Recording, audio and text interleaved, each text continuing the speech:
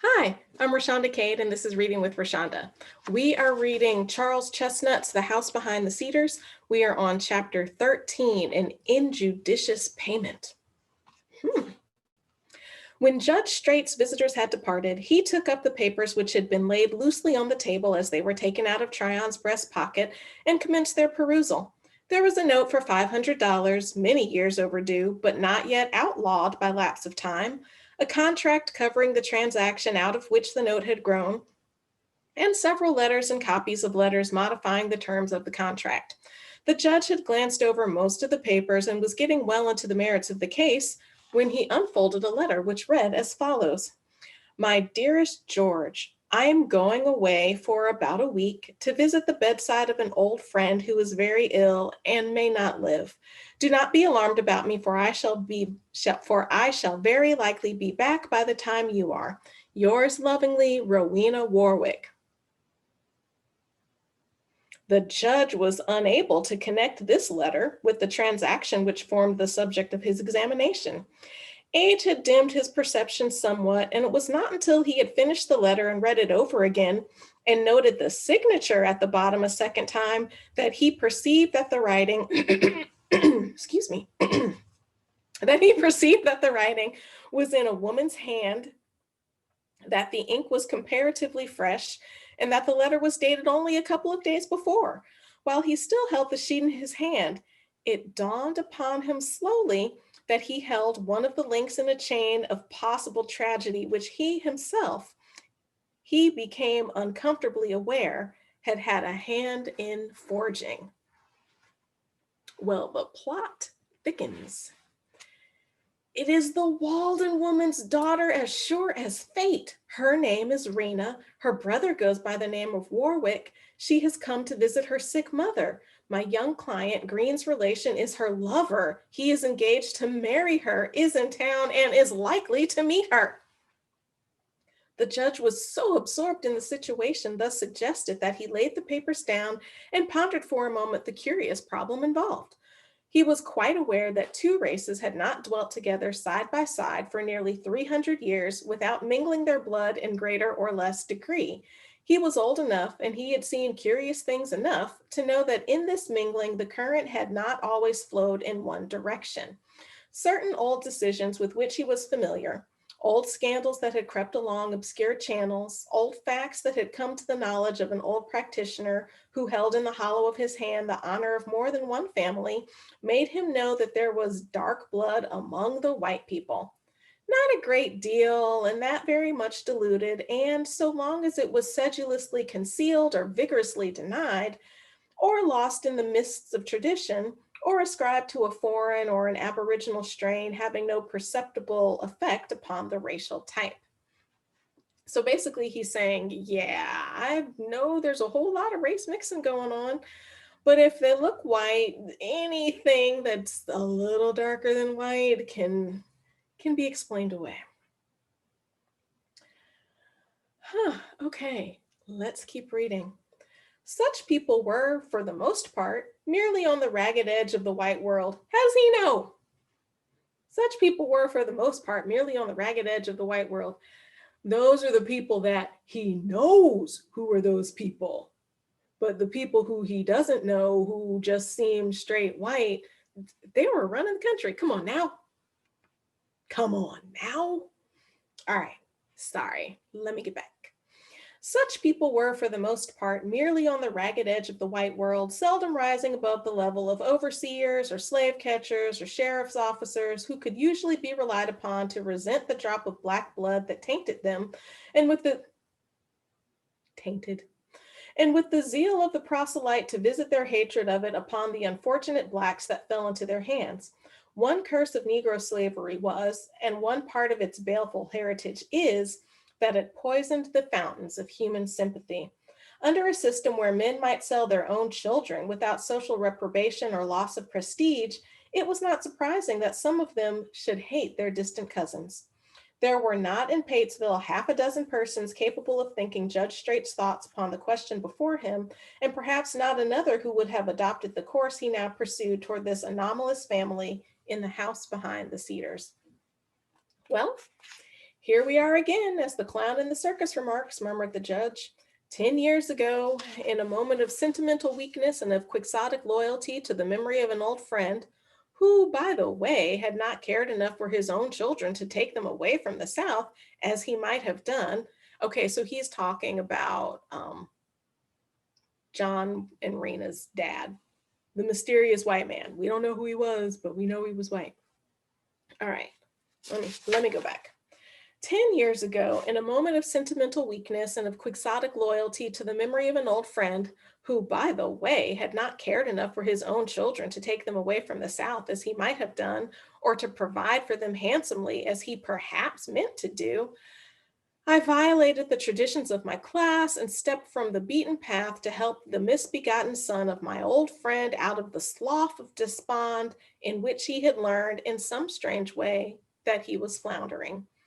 10 years later, the ghost of my good deed returns to haunt me and makes me doubt whether I have wrought more evil than good. I wonder, he mused, if he will find her out.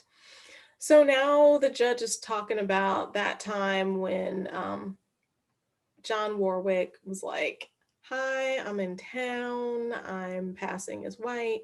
You remember me?"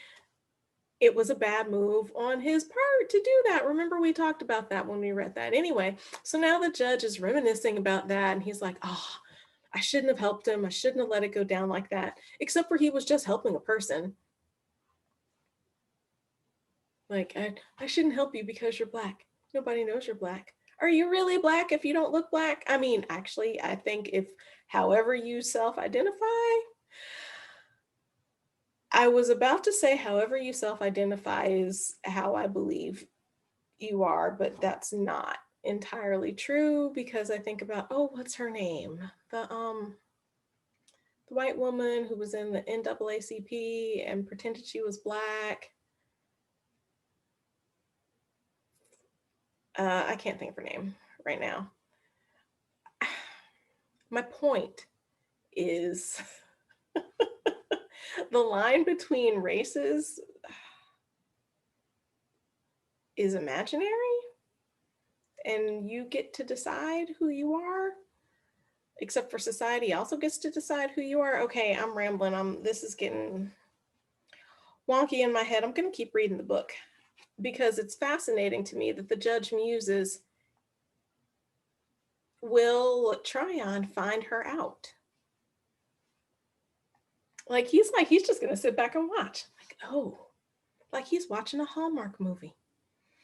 All right, the judge was a man of imagination, and he had read many books and had personally outlived some prejudices. He let his mind run on the various phases of the situation. If he found her out, would he by any possibility marry her? It is not likely, he answered himself. If he made the discovery here, the facts would probably leak out in the town. It is something that a man might do in secret, but only a hero or a fool would do openly. It is something a man might do in secret, but only a hero or a fool would do openly. So earlier in the novel, there's this whole thing about John being a man. I want to be my own man, and I got to be a man, and you can apparently only be white and be a man. But apparently, a man can be neither a hero nor a fool. I totally disagree with that. A man can be a hero and a man can be a fool. And sometimes a man can be all those things at the same time. And I further extend that to women. Women can be heroes and women can be fools, and women can be heroes and fools all at the same time. I get what he's saying, though. It's something that a man might do in secret. Somebody who really is in love and wants to be with this woman.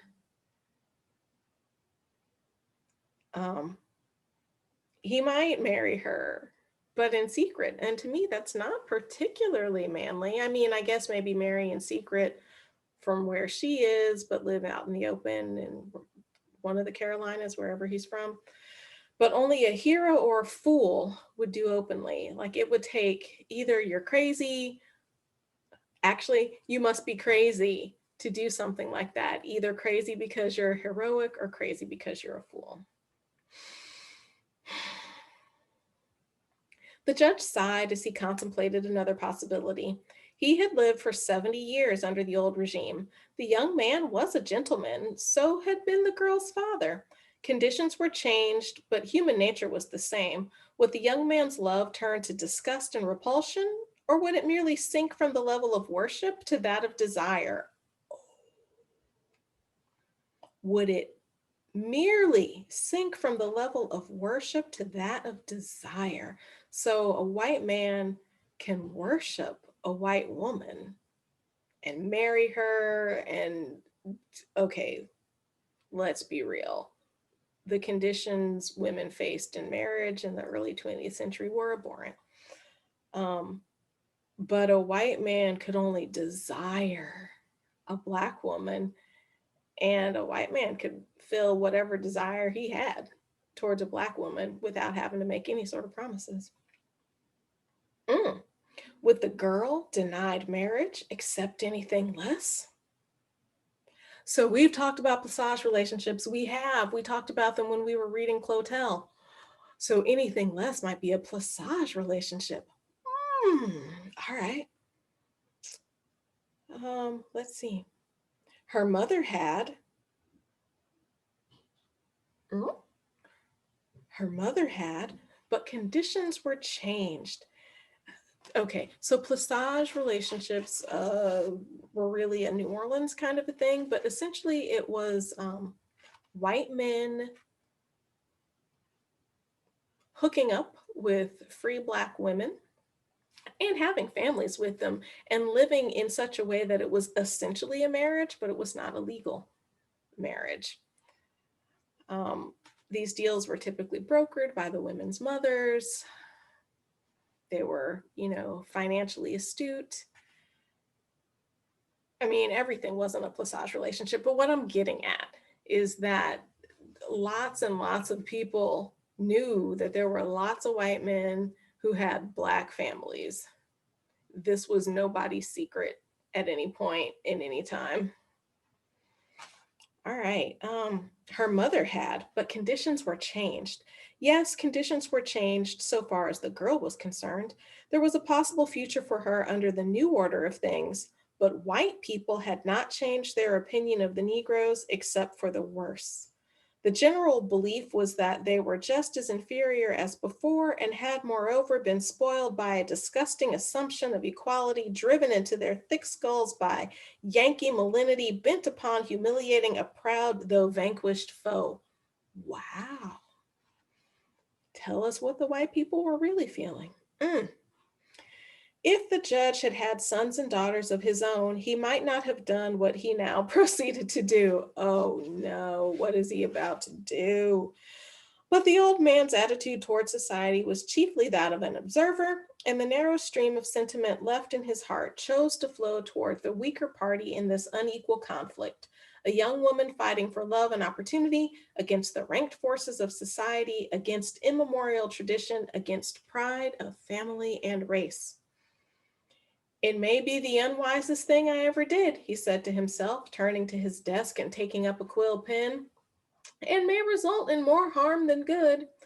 But I was always from childhood in sympathy with the underdog. There is certainly as much reason in my helping the girl as the boy, for being a woman, she is less able to help herself.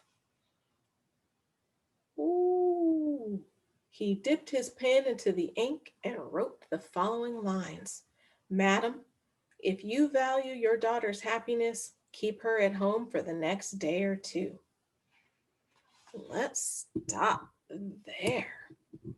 My goodness. So the judge was not content to be an observer, even though, what did he say? But the old man's attitude towards society was chiefly that of an observer. Well, he's doing more than observing now. And I don't even know what I think he should do. Should he write this note? Should he? I mean, I don't think he should tell Tryon. That's not his responsibility, and that doesn't appear to be what he wants to do. He's trying to keep Rena safe, but I don't know what's going to go down. So we'll find out next time. I am Rashonda Cade, and this is Reading with Rashonda.